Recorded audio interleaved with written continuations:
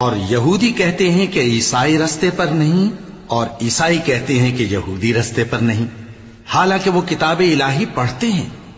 اسی طرح بالکل انہی کسی بات وہ لوگ کہتے ہیں جو کچھ نہیں جانتے، یعنی مشرک۔ تو جس بات میں یہ لوگ اختلاف کر رہے ہیں، اللہ قیامت کے دن اس کا ان میں فیصلہ کر دے گا۔